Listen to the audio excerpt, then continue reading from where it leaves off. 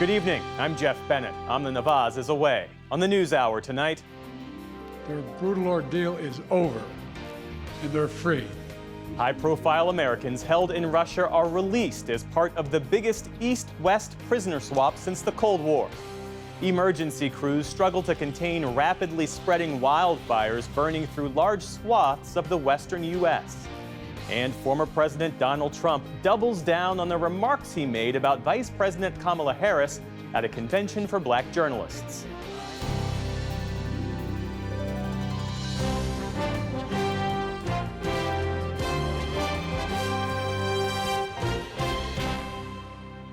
Major funding for the PBS NewsHour has been provided by a law partner rediscovers her grandmother's artistry and creates a trust to keep the craft alive. A Raymond James financial advisor gets to know you, your passions, and the way you enrich your community. Life well planned.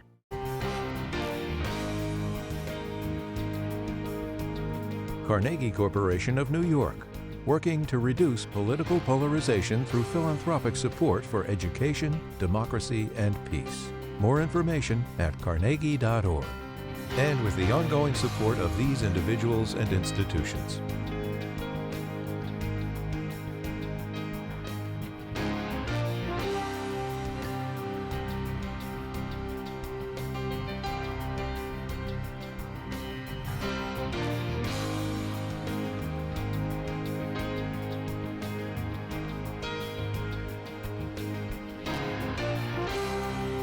This program was made possible by the Corporation for Public Broadcasting and by contributions to your PBS station from viewers like you. Thank you. Welcome to the NewsHour. The waiting, the worrying, and the dreadful wondering are over tonight for 3 Americans who were jailed in Russia and their families. Journalists Evan Gershkovich, Alsu Kurmasheva, and former U.S. Marine Paul Whelan are heading home tonight after an extraordinary deal struck among the U.S., its allies, and the Russian government. A 4th person, a U.S. green card holder, Vladimir Kara-Murza, was also released. Nick Schifrin starts our coverage. In 80 years of U.S.-Russia and U.S.-Soviet spy swaps, today's was the most complex. 24 people on one Ankara, Turkey tarmac, Russian dissidents, convicted Russian spies, and detained Americans who will be coming home, and spoke to their family members in the Oval Office on a day President Biden called historic diplomacy. This is an incredible relief for all the family members gathered here. It's a relief to the friends and colleagues all across the country who've been praying for this day for a long time. Among those released, 32-year-old Wall Street Journal reporter Evan Gershkovich, the first journalist since the Cold War sentenced in a Russian court for spying. I've got a medical condition that prohibits this. Former American Marine Paul Whelan, detained by Russia 6 years ago. Russian-American Radio Free Europe, Radio Liberty correspondent Alsu Kurmasheva, sentenced to 6.5 years for spreading false information. They posed for a photo with U.S. officials as they flew home. Also released, American resident and Russian-British activist Vladimir Kara-Murza. This, personal accountability may well be the only thing that will make them think twice. He's a Pulitzer Prize-winning journalist and pro-democracy activist who lobbied Congress to create the Magnitsky Act, the U.S.'s most well-known human rights sanctions. He was twice poisoned, but kept returning to Russia to try and create the democratic future he envisioned, as he told me back in 2016. We believe in the rule of law, we believe in human rights, we believe that Russia should enjoy the same democratic institutions that the rest of Europe enjoys. To get them out, the U.S. worked with Germany, Slovenia, Norway, and Poland that held Russian intelligence agents convicted of crimes, who are now handed back to Russia. Most notably, Vadim Krasikov, who murdered a Russian dissident in a German playground. President Vladimir Putin lauded his work to Tucker Carlson. That person, due to patriotic sentiments, eliminated a bandit in one of the European capitals. Slovenia is releasing Russian sleeper agents Artem Dulcev and Anna Dulceva, who posed as Argentinians. The administration says their part of today's deal was finally secured in a phone call between President Biden and Slovenian Prime Minister Robert Golob on July 21st, just hours before President Biden withdrew from the presidential race. The U.S. is releasing what a senior administration official says are 3 Russian intelligence officials, each convicted by U.S. courts for cybercrimes, hacking, or sanctions evasion. It is difficult to send back a convicted criminal to secure the release of an innocent American. And yet, sometimes the choice is between doing that and consigning that person basically to live out their days in prison in a hostile foreign country. A U.S. official tells PBS NewsHour the Central Intelligence Agency tried to secure earlier versions of this deal. In January 2023, the Slovenian sleeper agents for Whelan. In March 2023, the Slovenian sleeper agents and 2 other Russian agents for Whelan and Gershkovich. Each was rejected by Russian intelligence, which each time demanded Krasikov. Germany's willingness to send Krasikov began as an attempt to try and release former opposition leader Alexei Navalny. That deal was initially agreed to by President Biden and Chancellor Olaf Scholz in early February. But before Navalny's name could be formally offered to Russia, Navalny died in a Russian penal colony. U.S. officials say they negotiated for months, including a letter from Biden to Scholz, and Germany finally agreed to release Krasikov in return for some of Navalny's former allies in Russian detention, including Lilia Chanyasheva and Ksenia Fadeva. Russia is also releasing well-known Russian human rights defender Oleg Orlov and political prisoners Sasha Skoshelenko and Ilya Yashin, jailed for criticizing the war in Ukraine, all of whom get new lives in Germany. They stood up for democracy and human rights. Their own leaders threw them in prison. The United States helped secure their release as well. But not all Americans got out. Army Staff Sergeant Gordon Black, who's been sentenced to nearly 4 years in prison for theft, will remain in Russian detention, as will American teacher Mark Fogel, convicted and sentenced to 14 years in prison in 2022. His mother, Malphine, met with former President Donald Trump in Butler, Pennsylvania, the same day of his failed assassination attempt. As for those released, Putin welcomed the Russian spies and their families home, and the American families felt relief. They will soon see their loved ones for the first time in years, and Miriam, Alsu Kurmasheva's younger daughter, will celebrate her 13th birthday. Now she gets to celebrate with her mom. That's what this is all about. Families able to be together again, like they should have been all along. For the PBS NewsHour, I'm Nick Schifrin. John Feiner is President Biden's Deputy National Security Advisor, and I spoke with him about the prisoner swap moments ago. John Feiner, welcome back to the NewsHour. Thanks, good to be here. All told, this was among the most complex prisoner swaps undertaken since the Cold War. The deal was in the works for the last 2 years, as I understand it, and ultimately came together in the last 2 weeks. What were the key inflection points? How did this all happen? Look, I think there are a few key aspects of this deal that really speak to the approach that our administration and President Biden have taken to foreign policy since we got here. One is diplomacy. We have said from the very beginning diplomacy would be the hallmark of our foreign policy, and that includes diplomacy at the level of the president, who made a call to a fellow head of state, the Prime Minister of Slovenia, 1 hour before telling the country and the world that he was no longer going to be running in this year's election, to try to free up one more aspect of this deal that was ultimately successful. It's that sort of face-to-face and person-to-person diplomacy that's at the core of our policy. Second is allies and partners. The president has said his worldview was predicated on rebuilding, revitalizing America's alliances, and you saw a half dozen allies come together today with different aspects of this deal, which ultimately led to get it done. And the third is execution. As you said, this was highly complex. It involved a wide range of countries, complicated logistics, all coming together on the same day, and it was executed without a hitch. And as a result of that, a large number of people who would otherwise be held captive are going to be coming home, including 3 Americans and 1 legal permanent resident of the United States. A question about the timing. Why now? Why did Vladimir Putin view this deal as being in his best interest? Well, I'm the last person who's going to speak to the mindset of Vladimir Putin. That would be a question better placed to others. But one of the things that you realize, having worked now on a number of these deals, even though this one was the most complex, is that they sort of move on their own speed. There are long, very agonizing sometimes periods in which it feels like not a lot is getting done.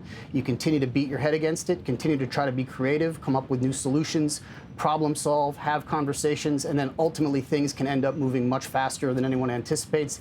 And that's what happened here. We wish we could have done this sooner. Ultimately, we got it done, we believe, in a timely fashion that has led people to now be home spending time with their families before too much longer, and we're quite happy about that.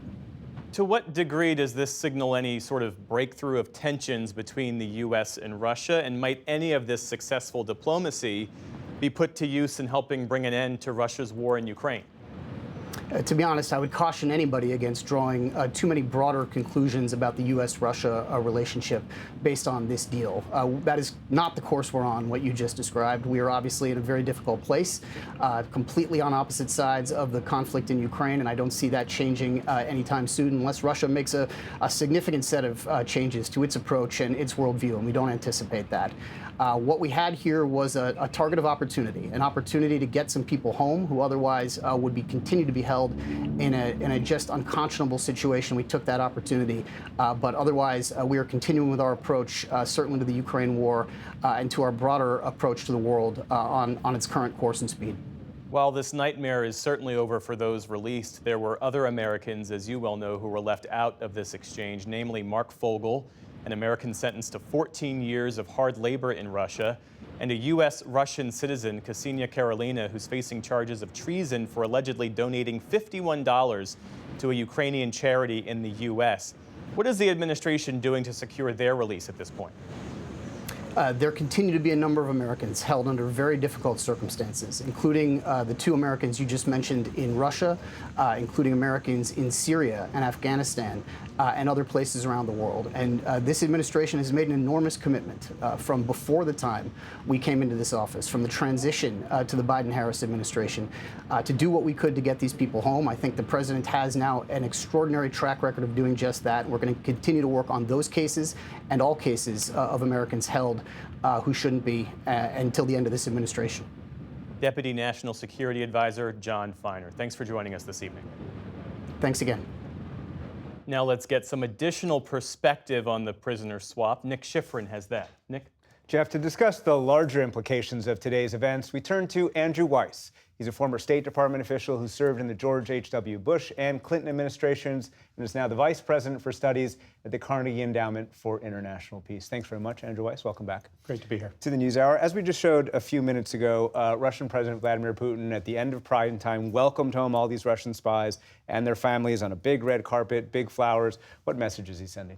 So Vladimir Putin goes to great lengths to wrap himself in the valor of the Russian security establishment, but all of that covers up a pretty unpleasant and embarrassing fact, which is that Russian spies have been arrested all over the world or caught red-handed doing bad stuff, including the hitman in the Berlin case, Vadim Krasikov. Right. So, you know, what Vladimir Putin is doing by putting on such a big show is covering up, frankly, for the continued underperformance of his security establishment and acting like they're big heroes. They're screw-ups. They're not heroes.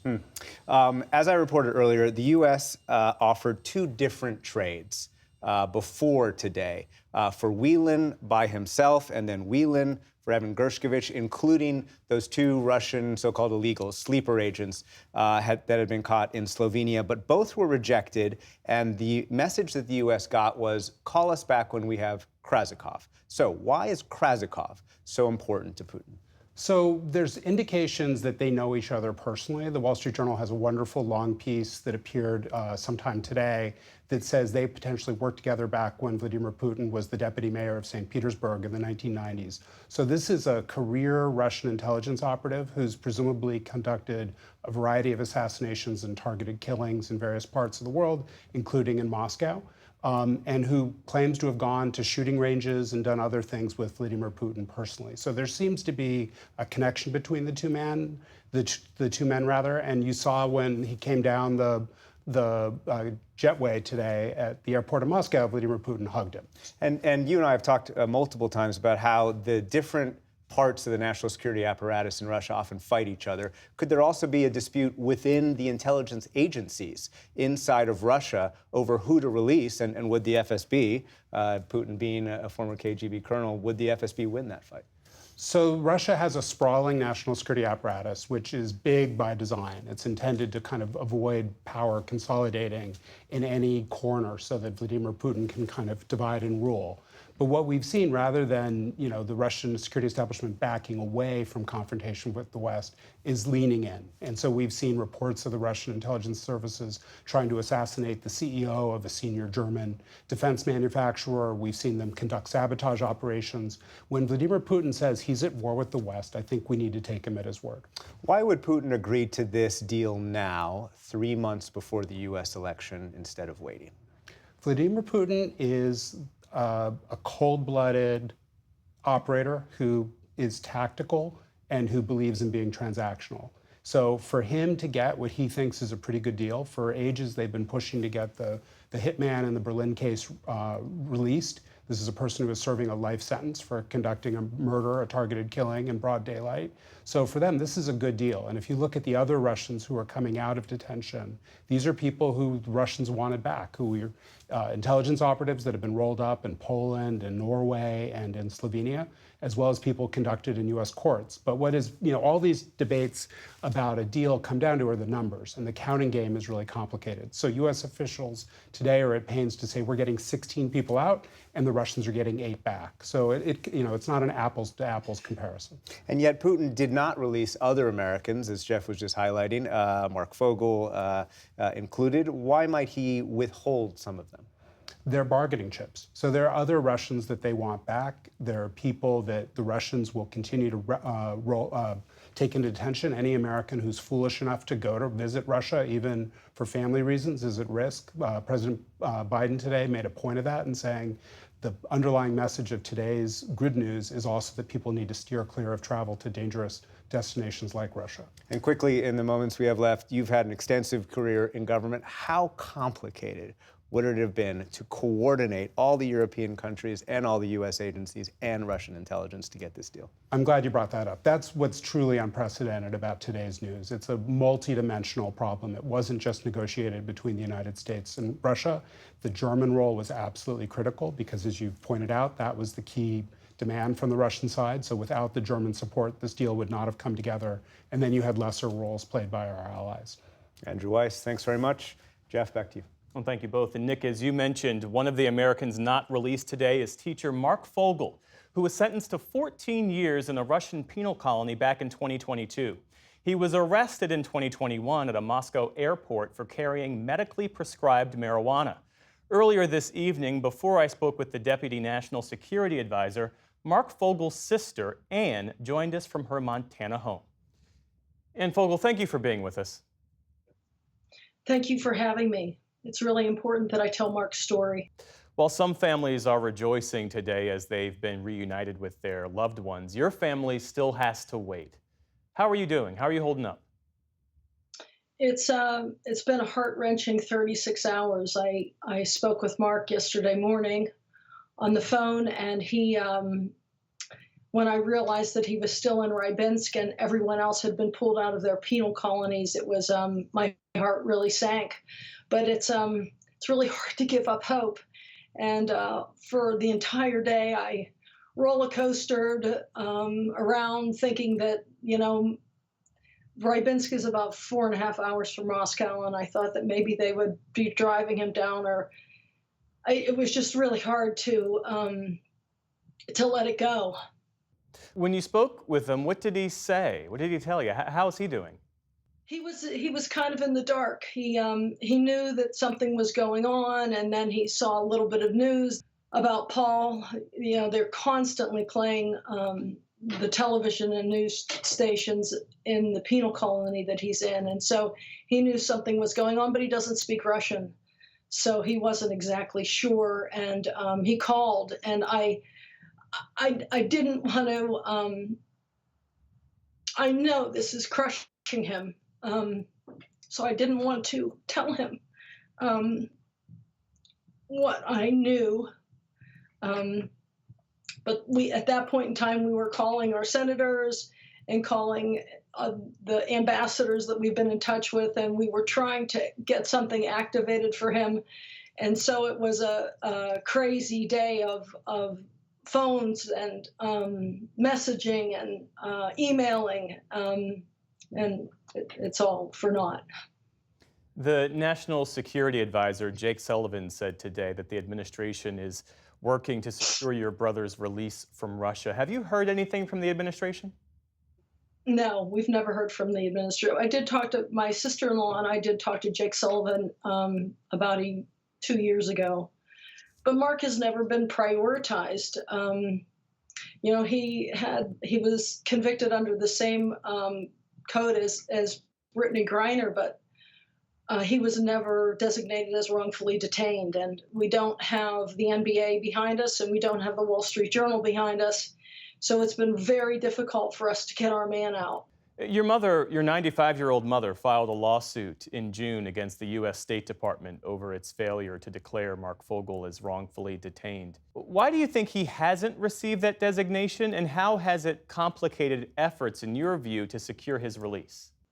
I don't think he's been designated because I don't think he's important enough. As I said, we just don't have the notoriety, the celebrity status. And believe me, the worst part of this process is being pitted against other Americans. I don't want that. No one wants that. Mark doesn't want that. When we started our conversation, you said you wanted to get your brother's story out. What do you want folks to know about your brother, Mark? I want you to know that Mark has had an outsized impact on the world, essentially because he's taught internationally for so many years. He has thousands of students that he has taught, and he is, there's not a Hall of Fame for teaching, but he is the best of the best. And you have one of his students in your newsroom as we speak. He has students all over the world writing to him, praying for him, making movies about him. We need justice. He needs to come home. He needs to be with his family. His wife and sons need him. And this is absolutely unfair that they did not bring him home with the greatest historic prisoner swap since the World War. I wish I could be more steady, perhaps, in saying these things, but I feel very wronged for Mark, and he needs to come home. And the Biden administration has nothing to lose. They should have brought him home. Ann Fogel, our thoughts are with you, your family, and your brother, Mark. Thanks again for your time this evening. We appreciate it. Thank you for having me.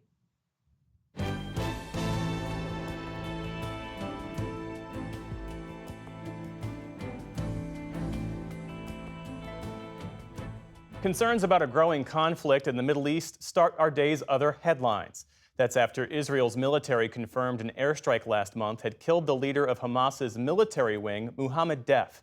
Also today, Iran's supreme leader attended the funeral in Tehran for another Hamas leader, Ismail Haniyeh, who was killed in an attack this week. Israel has not claimed responsibility. While in Beirut, mourners paid their respects for Hezbollah commander Fouad Shukr, who was killed in an Israeli strike in Lebanon's capital on Tuesday. Addressing the crowd, Hezbollah's leader threatened retaliation, saying the conflict had entered a new phase. For his part, Israeli Prime Minister Benjamin Netanyahu said his country is ready for any response.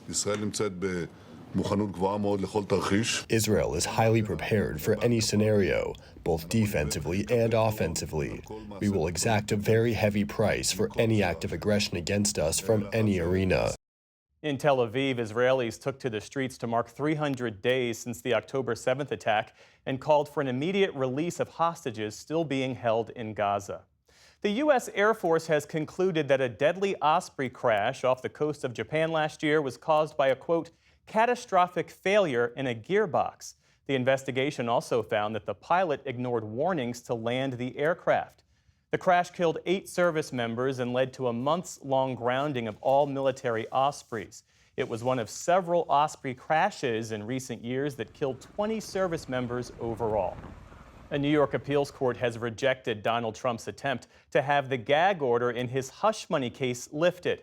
A panel found that the judge in the trial, Juan Merchan, was right to extend parts of the order until Mr. Trump is sentenced in September. Separately, Mr. Trump's defense team has asked that Merchan be recused from the case for a third time. In a court filing, they cited an alleged conflict involving the judge's daughter and her ties to Vice President Kamala Harris, who is now likely to be Mr. Trump's opponent in the November election. Senate Republicans today blocked legislation that would have expanded the child tax credit for low-income families and extend some corporate tax breaks. In doing so, they torpedoed a bipartisan $79 billion tax bill that the House had overwhelmingly approved. Republicans are betting that they can push through a more conservative tax bill next year if they win control of Congress and the White House. The U.S. Department of Transportation proposed a rule today that would ban airlines from charging parents to sit with their children. Under the proposal, children 13 years or younger must be allowed to sit with their parent or guardian for free. If adjacent seats aren't available when booking, families can opt for a full refund or wait for a seat to open up. And if one doesn't, they can rebook for free. The Biden administration says the rule could save a family of four up to $200 in seat fees. On Wall Street today, stocks dropped after recent data sparked worries of an economic slowdown. The Dow Jones Industrial Average fell nearly 500 points, or more than 1%. The Nasdaq lost 400 points, falling back toward the 17,000-point level. The S&P 500 also ended sharply lower on the day. And spoiler alert, we have more results from the Paris Olympics. The all-around final for women's gymnastics was packed with stellar performances, but in the end, gold went to the greatest of all time. Simone Biles can now add a record 6th Olympic gold to her resume. Another American, Suni Lee, got the bronze. And swimmer Katie Ledecky made history by capturing silver in the 4x200 freestyle relay. That's Ledecky's 13th Olympic medal, making her the most decorated U.S. female Olympian ever. Looking at the overall medal count, and Team USA has solidified its lead with 37 medals, including gold medals today in swimming, rowing, and fencing events. Still to come on the NewsHour, we speak with voters about how the shakeups in the presidential race have shifted their views. Key conspirators of the 9/11 attacks, now held at Guantanamo Bay, are set to plead guilty. What's in the deal? And a new book on the international strongmen who work together to end democracies. This is the PBS NewsHour from WETA Studios in Washington and in the West from the Walter Cronkite School of Journalism at Arizona State University. An especially active fire season is exacting a huge toll across several western states. A series of fires have turned deadly in Colorado, where at least one person was found dead. In California, more than 5,800 personnel, 500 fire trucks, and 40 helicopters are battling a fire that's larger than all of Los Angeles. The Park Fire, as it's known, is the country's largest and has ballooned to historic proportions in just over a week. Stephanie Sy has the latest. This is the view for firefighters on the front lines of California's Park Fire. The blaze, believed to be started by a local man's burning car, is now the 5th largest in state history. I have not personally seen a fire grow so fast in such a short amount of time. In just a week, nearly 400,000 acres burned across 4 counties, forcing thousands of evacuations and destroying hundreds of structures. In rural Cohasset, California, Dave Tejan and his son Jonathan are both members of the county fire department. While they battled to protect their town, their own homes were lost to the flames. I feel luckier than some of the people here because we do have a few things, not very much, but a few things to hold in our hands that survived. The friends from that I've known for so many years have just stepped up and shown so much support. You know, I feel rich in that. Christy and Michael Deneau also live in Cohasset. They lost their house to another fast-moving fire 6 years ago in Paradise, California. Now, this is all that remains of the home where they rebuilt their lives. They had no fire insurance. The most important things I grabbed was me and my brother and sister have my mom's ashes along with my dad. And so I was able to grab a few little pictures and her ashes. The Park Fire's explosive expansion is nearly unprecedented, says UCLA climate scientist Daniel Swain. This is definitely a top-tier event in terms of how quickly it moved across the landscape in those initial days. Some of the fastest rates of spread over that initial 24 to 48 hour period that we've seen on a wildfire in this part of the world. Nearly 100 fires are currently burning across the West, and 4.5 million acres have already burned this year, about 1 million above average. This week, multiple blazes broke out across Colorado's Front Range, killing at least one person and forcing residents to flee their homes near Denver. Governor Jared Polis has now activated the National Guard to assist with logistics. Meanwhile, in Oregon, crews are stretched thin, battling more than 30 separate fires. I've lived here all my life and never seen it this way. To make matters worse, another brutal heat wave is forecast to turn up the temperature this weekend, a dynamic that Swain says continues to drive the intensity of this year's fire season. It has become a very active season, and a big part of the reason for this is that nearly the entire western half of the country, as well as the western half of Canada, have experienced, much like California has, record-breaking heat in recent weeks over a very long and sustained period. So all of that extra heat, even following what was a relatively wet winter in some places, has really dried out the vegetation, in some cases to near record dry levels. And that means there's plenty of fuel for the fires yet to burn. For the PBS NewsHour, I'm Stephanie Sy.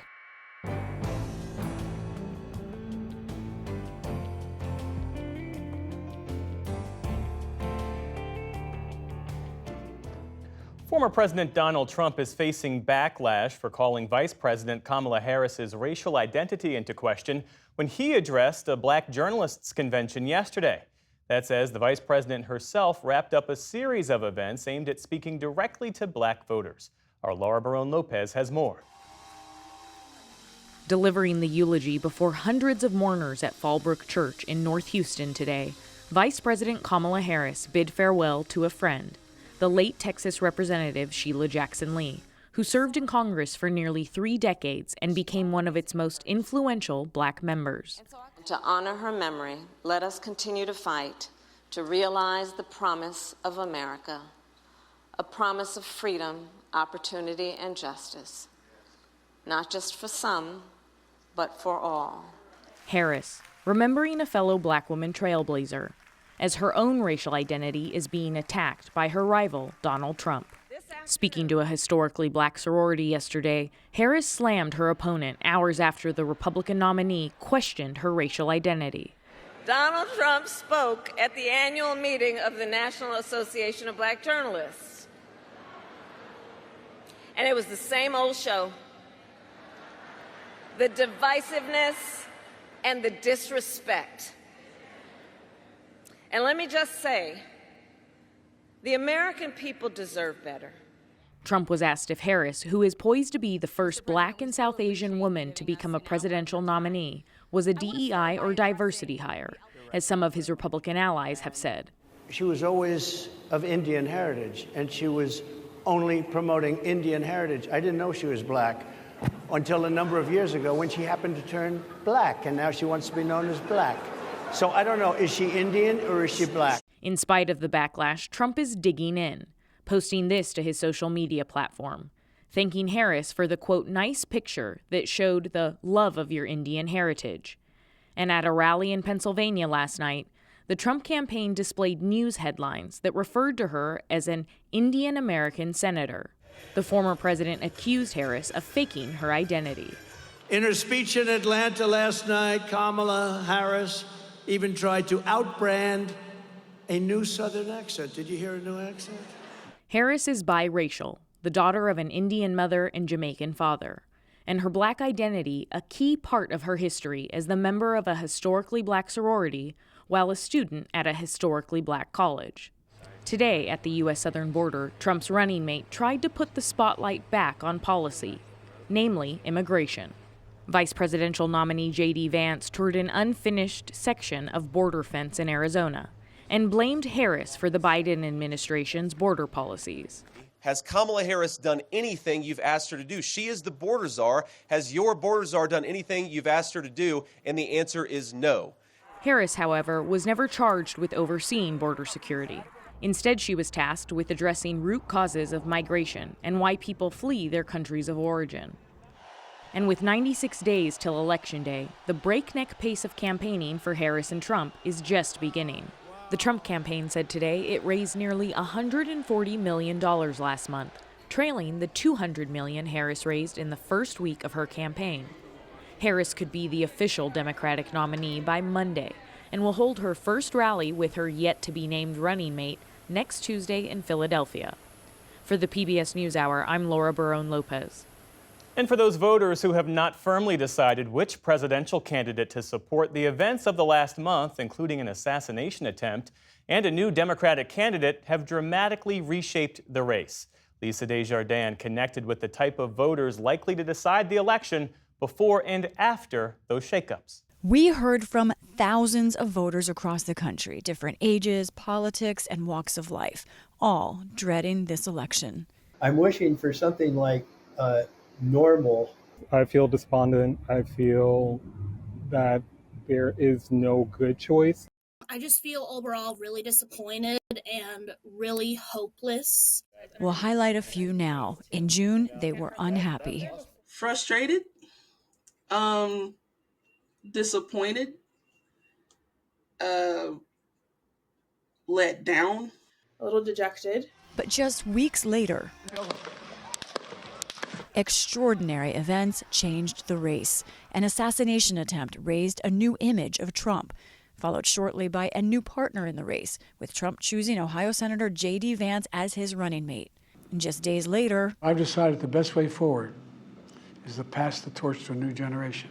Biden was out of the race. Vice President Kamala Harris was in. But what did all this mean for voters? From our deciders, we have a snapshot of the change. It was large for Anna Fernandez, a 22-year-old in Miami about to go to law school. Here's how she felt over a month ago. I have not a lot of confidence that things are going the way that they should in this country, but trying to maintain hope. But her feelings now? I feel joyful, excited, so hopeful, so excited. Anna, who's finishing a gap year before law school, is herself an immigrant from Cuba. She crossed the border as a 4-year-old and sees her family as part of the American dream. But she also sees immigration policy that is failing both migrants and the border itself. A Democrat, she trusts Harris more than Trump to improve things. She has questions about Harris, but she's ready for a new generation and all the memes that Harris has sparked. You think you just fell out of a coconut tree? She's definitely energizing me. Well, I love to think that I'm a serious consumer of news. I also love when Charlie XCX tweeted that Kamala is rat. That made me very happy. It was almost like a cloud had lifted. In New Mexico, Carlin Pinkins has a sense of hope, too. But it may not help Harris. Pinkins is a graduate student and working multiple jobs. She has a full life, trivia nights, and getting outdoors. But rent is high, and she barely gets by. She believes both parties are failing people like her. She wants to vote third party, but in June was worried about that helping Trump. This was her then. We have these two candidates that don't care about people in my situation. And I'm steadily year after year watching things for me and my friends and people in my community get worse. And now? I feel a lot better voting third party now that I know that the Democrats are putting up a candidate that has a good, really good chance, I think. What about a group Trump especially needs? Unhappy and critical Republicans. So a few things have happened since we last talked. They have. It's been quite an experience here so far. I told you I wasn't too excited for this election cycle, and I guess that's probably been the most exciting one we've had in a while. Zach Horn is a teacher in Western Pennsylvania, a family man and sports fan with 2 kids. He's highly tuned in to the election. In June, he was undecided. This is the first year where I'm just not as excited as I would have been in the past. So I think that's where that disappointment feature comes in. But 3 weeks later, the assassination attempt, just an hour from his home, put Trump in a more human light for him. It helped to make him more personable, I guess is what you would say. So in a way, like in terms of the vote and things like that, it kind of moved me closer to a Trump vote. He watched the Republican convention thinking perhaps Trump would be a unifier. Thank you very much. And for 25 minutes, Zach heard a candidate he could support. But then the speech and Zach's thoughts changed again. It became a stump speech. And it was a lengthy stump speech at that. And that lost me, to be quite honest. I was going to say, I was hoping for the call for unity. It didn't happen the way that I expected it to. And so that initial move closer kind of got washed with some of those things later. Now he's looking at Harris, considering her seriously, and saying her VP decision could make the difference. Zach's experience with Pennsylvania Governor Josh Shapiro has been good. If Josh Shapiro gets selected as the VP, I'd probably go from a lean Trump position currently to a lean Harris position at that point. But I still want to hear what everybody has to say. Another unsure Republican. Like I said, if it was tomorrow, it would be, there'd be a lot of prayer. Steve Beck runs his own travel agency in Alabama. In June, he had mixed feelings. On one hand, discouraged, but on the other hand, just encouraged because we have a process that has been around a while, and it still does a very good job. He remains disappointed, but he's trying to move past it, even as he still doesn't love the candidates or how they got here. I wish, Kamala Harris had gone through a process. I wish there was someone other than Trump, but this is where we're at. And it's up to me as a voter to continue to look deeper. One more decider in a swing state. This was Georgia voter Lauren Capey in June. Frustrating. She felt neither Trump nor Biden listens to voters. And now, with Harris as a candidate, I feel differently. I feel more positive. I feel like maybe she's more in touch than he is. Of course, she's younger and she's female. Capey works for the Social Security Administration and finds joy in travel. And while she had been more anti-Trump before, she now sees reasons to like Harris. Something feels different. I don't know, what that is. But I'm a little more hopeful. Something feels different. For voters, for the deciders especially, the race is not over. It's restarting. For the PBS NewsHour, I'm Lisa Desjardins.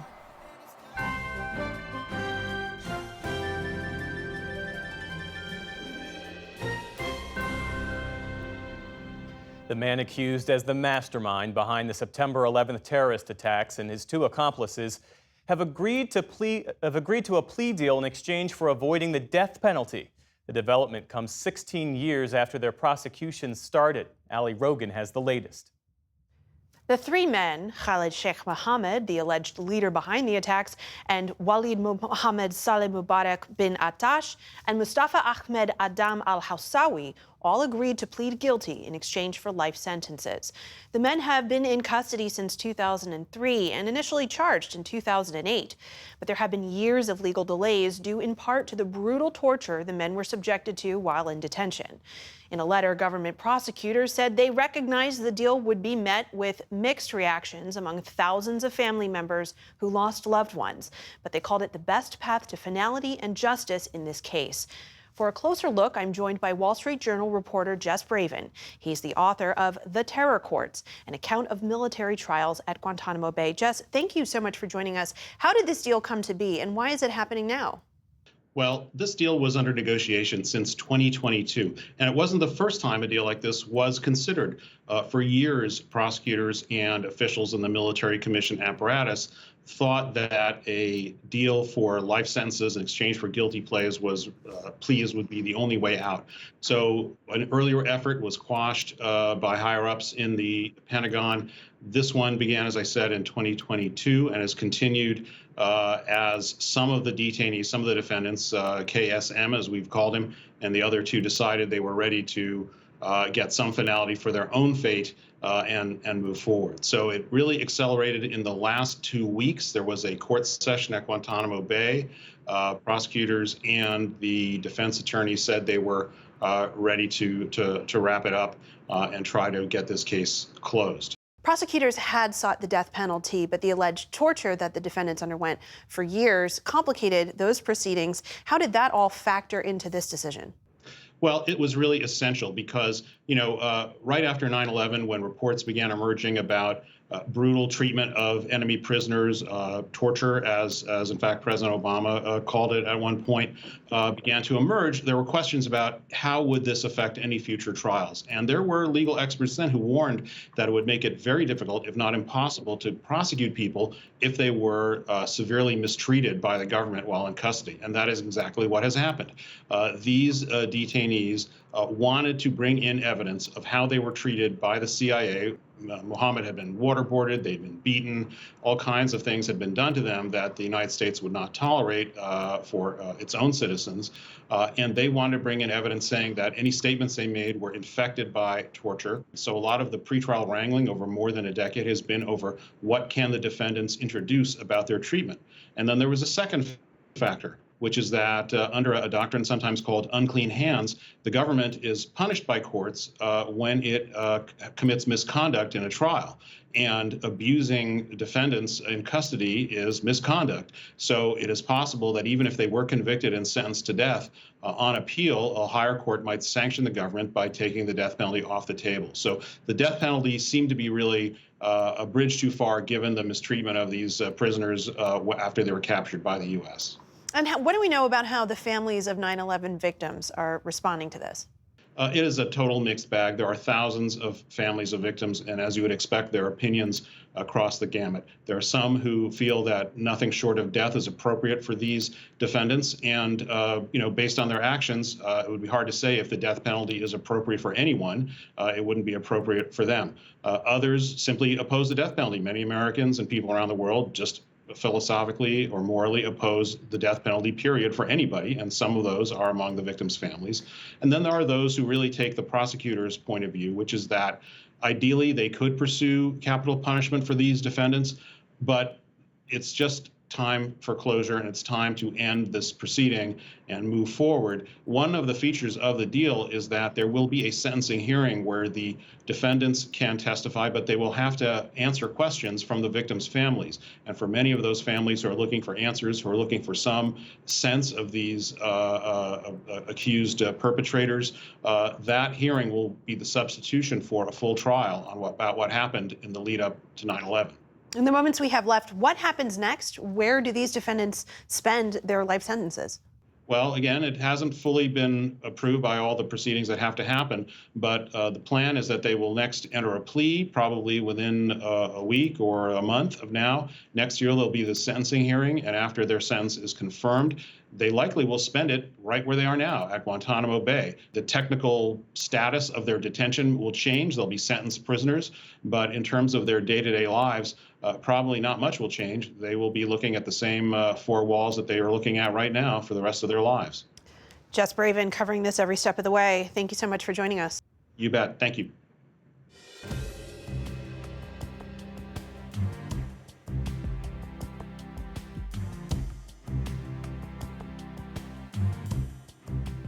Today's historic prisoner release from Russia was thanks to the diplomatic work of a group of democracies, freeing over a dozen people from the autocratic regime of Vladimir Putin. But as William Brangham reports, a new book examines how autocracies are gaining power and what they're doing with that power.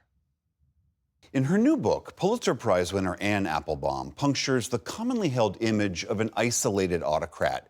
Instead, she documents the often interconnected ways these strong men rise to power, how they bolster each other, and then work in tandem to undermine democracy. The book is called Autocracy, Inc., The Dictators Who Want to Run the World, and Anne Applebaum joins us now. Welcome back to the NewsHour. Thank you. Can we start with the definition? Because people throw out socialist, fascist, communist, often without knowing what those terms really mean. What is an autocrat, and who are the autocrats out there that we would know? An autocrat is someone who seeks to rule with no checks and balances, with no checks on his authority, with no judges, no media, no intermediary figures or institutions, who wants to control everything that happens in the state and to make all of the decisions. And the autocrats who I'm most interested in are the ones who not only want to have that system at home, but who are interested in protecting people who want to create those systems abroad. So the book is mostly about Russia, China, Iran, North Korea, Venezuela, and a host of others, Zimbabwe, Azerbaijan. I mean, there's a list of them.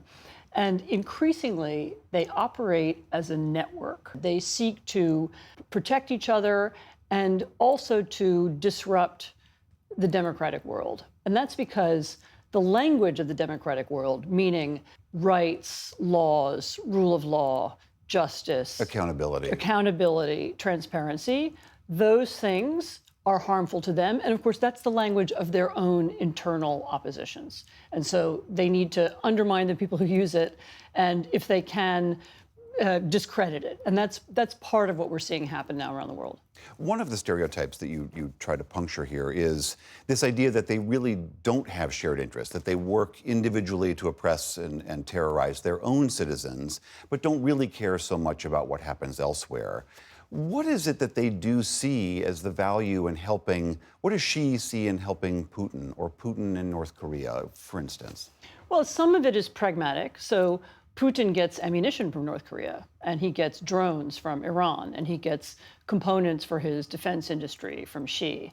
And some of it is a little bit more than that. So Xi may have an interest in not seeing Putin fail, because if Putin fails, that speaks badly of autocratic systems. It speaks badly of the kinds of leaders who rule with absolute power, and it might have a negative impact on him. They worry a great deal about the autocratic club and the fate of its members. Your book is dedicated to the optimists out there. And I wonder, when you look at how the West and NATO stood up to Putin's aggression in Ukraine, does that give you a sense of optimism that the forces of democracy can be marshaled against autocracy? It really did. I mean, it was a moment, nobody was really sure what would happen when Russia invaded Ukraine in the full-scale invasion in 2022. And the degree to which not just the old West, Europe and America, not just NATO, but the entire democratic world rallied. There's something like 50 countries who've participated in the defense of Ukraine or in the aid of Ukraine. The flip side is that I don't think we fully understood at the beginning of the war the degree to which there was going to be an autocratic network that was going to supporting Putin. Him with arms and money and all of those arms things. And money and support of other kinds. And we need to now begin thinking about how to counter that. And people are beginning to think about it, but a little, like everything, a little late. This is not a book about Donald Trump. I mean, he gets a few passing mentions and a good chunk of the last page of your book. But you do write that if he were reelected and uses the tools of executive power against his perceived enemies, that it would, quote, then it would be the blending of the autocratic and democratic worlds will be complete. Do you think that Donald Trump wants to be an autocrat? He certainly says so. I mean, sometimes he says so in a kind of jokey way. I'll be dictator for one day. Sometimes he says so in the language he uses about whether it's about President Xi, who he admires, or President Putin, who he admires, or even the dictator of North Korea, who's driven his country into poverty and isolation, who he also admires. So he's telling us what kinds of people are around. And he has very few kind words for American allies or for fellow democracies. It's really the absolute people with absolute power that he wants to be like. And you can also hear in the language he uses, whether it's about judges or whether it's about the media or whether it's about American institutions of other kinds, about the electoral system, that he has great disdain for the institutions of democracy and the rules that were set up to make sure that power is checked in our country and that the executive isn't a king. And those are disturbing traits, and they would be, they would be disturbing at any time in history, but they're particularly disturbing now when we have the rise of so many leaders with absolute power around the world who would love to have a transactional American president to do deals with. People who live in democracies love to think that when pressed, that the system will be robust and stand up to this. I mean, that was what many people thought of happened during the first Trump administration, that the system held. you think that that's naive? It can be naive. I mean, there is a pattern. You can see it with Viktor Orban, for example, of people who lose elections, people like Donald Trump who believe they are owed power or they deserve power, who lose elections and who come back in a second term and say, right, this time I'm not going to make that mistake again, and who then change their electoral system, or in Orban's case, change the constitution, change the judicial system in order to make sure that they never lose. The attention that's paid, for example, to Project 2025, which is a project of the Heritage Foundation, which describes exactly how you would do that, and which sounds remarkably like what's happened in other countries, including, by the way, in Venezuela. That was how Hugo Chavez took over. This isn't necessarily a right-wing or a left-wing project. It's just an anti-democratic project. And the fact that he will be surrounded by people like that is disturbing. The book is called Autocracy, Inc., The Dictators Who Want to Run the World. Anne Applebaum, great to see you. Thank you so much. Thank you.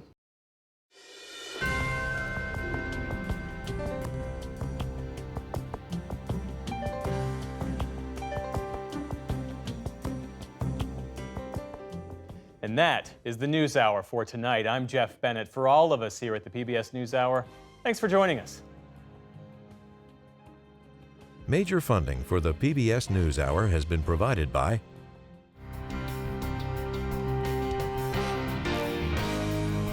the ongoing support of these individuals and institutions, and friends of the NewsHour, including Leonard and Norma Glorfine, and the Judy and Peter Bloom Kovler Foundation. The Ford Foundation, working with visionaries on the front lines of social change worldwide. And with the ongoing support of these institutions.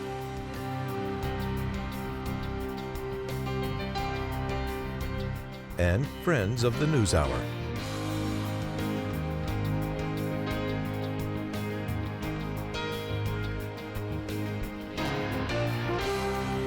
This program was made possible by the Corporation for Public Broadcasting and by contributions to your PBS station from viewers like you. Thank you.